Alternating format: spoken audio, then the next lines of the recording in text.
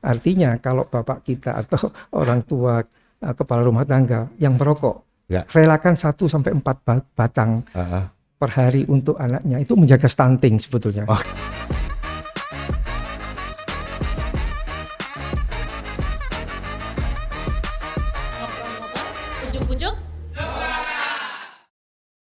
Assalamualaikum warahmatullahi wabarakatuh. Waalaikumsalam warahmatullahi wabarakatuh. Sahabat pemirsa Pojok 4, kita sekarang di forum ngobrol politik, atau biasanya kalau di Pojok 4 adalah ngopi, dan kita kehadiran tamu yang cukup istimewa. Hari ini ada Bapak Insinyur Arif Bijaksana. Selamat sore Pak Arif. Selamat sore Pak Arif. Terima kasih, alhamdulillah sehat. Terima kasih Pak Arif. Beliau adalah bakal calon legislatif Partai Golongan Karya dari Dapil 3, Kecamatan Gedung Gandang, kecamatan yang jumlahnya penduduk yang cukup banyak, dan ada beberapa hal yang mungkin akan menarik ketika kita diskusikan. Pak Arif bisa memperkenalkan diri kepada pemirsa tentang perihal panjenengan, monggo. Terima kasih Pak. Assalamualaikum warahmatullahi wabarakatuh. Nama saya Arif Bijaksana, lahir di Sumeneb, Madura 65 tahun yang lalu, dan sekolah SD, SMP di Madura, SMA 4, dan fakultas di peternakan di Brawijaya, dan mempunyai 4 orang anak dan cucunya ada 7. Alhamdulillah. Alhamdulillah. Baik Pak Arif, terkait dengan persiapan kita pemilu legislatif nanti tahun 2024 bulan Februari tanggal 14, kira-kira apa Pak yang melatar belakangi Pak Arif tertarik di dunia politik, salah satunya sebagai legislator? Terima kasih. Di usia saya yang senja ini, saya ingin menyumbangkan tenaga dan pikiran saya untuk mewujudkan masyarakat Gedung Gandang khususnya, dan masyarakat Kota Malang pada umumnya, yang sehat, maju, sejahtera, dan berkeadilan. Amin. Itu tujuan saya. Kemudian bagaimana cara mengaplikasinya? Pertama, saya akan mencoba untuk meningkatkan gizi masyarakat. Kemudian yang kedua, memberdayakan potensi warga dan juga memaksimalkan potensi individu. Yang ketiga, yang terakhir, mencoba untuk mewujudkan, memfasilitasi ekonomi kerakyatan supaya lebih baik dan maju. Luar biasa motivasinya. Tinggal gini, masyarakat ini belum tahu ini apa sebetulnya latar belakang Pak Arif untuk mengimplementasikan itu semua. Jadi gini, saya melihat mulai kalau kita simak data BPS tahun 2022, penduduk Kota Malang itu berkisar antara 846.000 jiwa, di mana 208.000 itu berada di Gedung Gandang, Kecamatan Gedung Gandang. Luar biasa, dan paling banyak penduduk. Dari 846.000 jiwa itu, di situ ada 453.000 jiwa yang usia produktif, yang antara umur 20 sampai 35 tahun. Di situ ada 7,66%, artinya setara dengan 35.000 itu masih dalam posisi pengangguran dan jobless, gitu ya. Sehingga kenapa ini terjadi? Menurut Kadisnaker, ini ketidakseimbangan ini karena antara kebutuhan tenaga kerja dan pencari tenaga kerja itu tidak seimbang. Belum seimbang.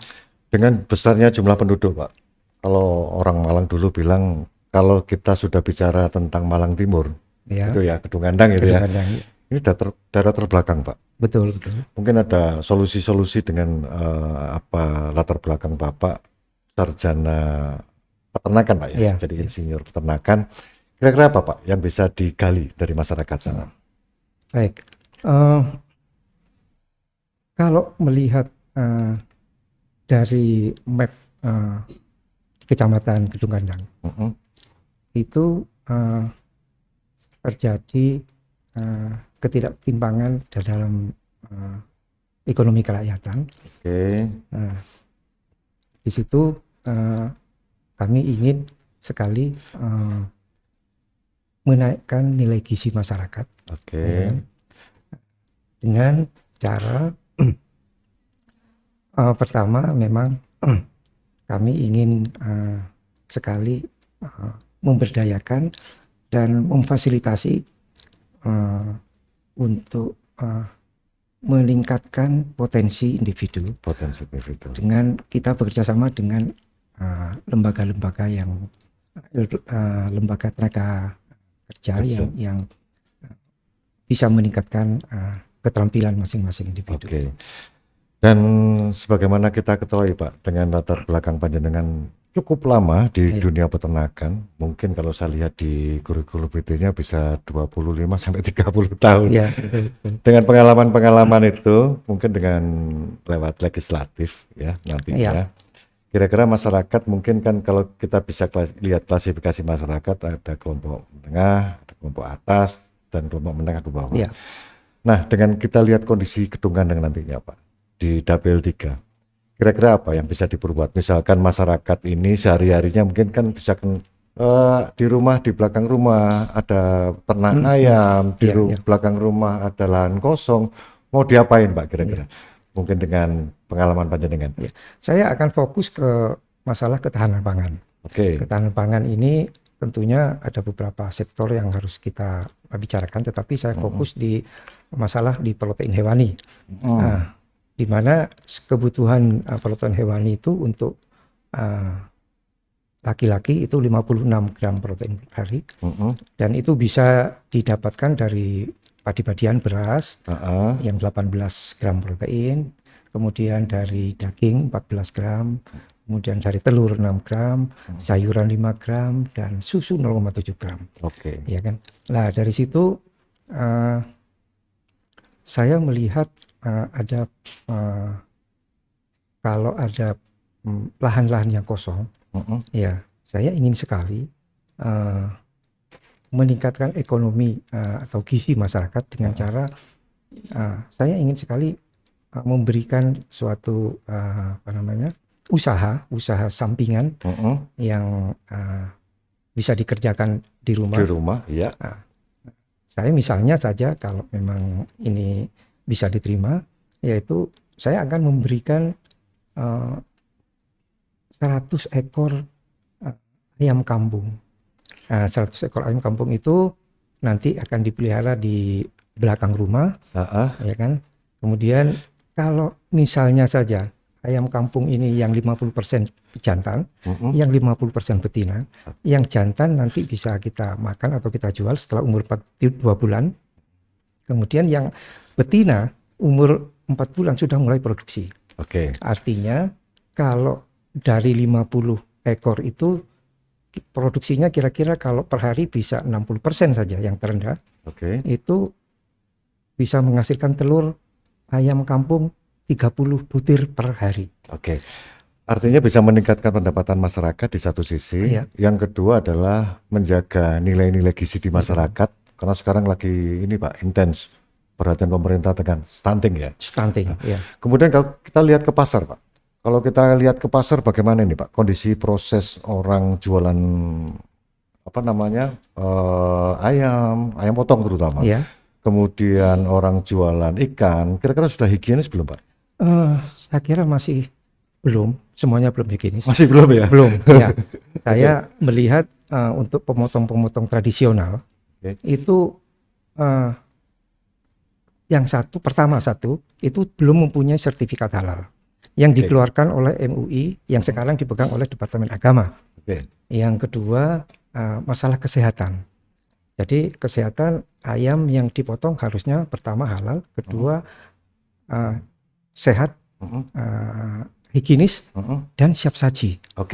Sehingga untuk pasar ayam mungkin bisa masuk di resto-resto, tidak hanya dibeli satuan dari masyarakat. Pasti. Oke. Jadi ujung-ujungnya di marketing ini Oke. akan lebih luas, Oke. ya kan? Karena kalau sekarang kita banyak marketingnya atau pasarnya di pasar becek atau pasar basah, Oke. ini dengan kita mempunyai sertifikat halal dan ruang atau pemotongan yang memenuhi standar, itu pasarnya insya Allah akan luas karena di situ ada resto bisa terima, kemudian supermarket bisa terima, ya kan? Dan yang makan ini akan tidak was-was lagi bahwa ini mungkin begini, ini kan sekarang kita kayak tahu ayam yang di pasar itu ada yang tiren, ya kan, mati kemarin. Nah kita sebagai konsumen tidak tahu apakah ini ayam yang sehat atau yang tidak, gitu kan. Padahal kalau kita memang edukasi, ayam yang di pasar itu tidak mengikuti apa namanya sistem dari HACCP. Jadi HACCP itu sistem dari Amerika, yaitu HACCP Critical Control Point, ya. Ya, sehingga di situ banyak bakteri yang sudah muncul, ya kan, sehingga banyak bakteri coli yang muncul, sehingga kalau dimakan bisa berakibat mengganggu kesehatan secara umum. Artinya ada beberapa PR dari pemerintah kota tentang makanan yang layak konsumsi atau yang halal. Salah satunya mungkin yang di dunianya Pak Arief adalah di dunia peternakan. Salah satunya contoh tadi adalah ayam. Pemirsa, terakhir kita akan minta kepada beliau untuk menyampaikan harapan-harapan ketika nanti sudah di dunia legislatif, Pak. Pesan untuk masyarakat Malang. Apa ini kira-kira Pak Arief terkait dengan pemilu tahun 2024 untuk peningkatan kesejahteraan, kemudian peningkatan kualitas daripada apa yang harus ditangani oleh pemerintah. Monggo Pak Arief. Terima kasih.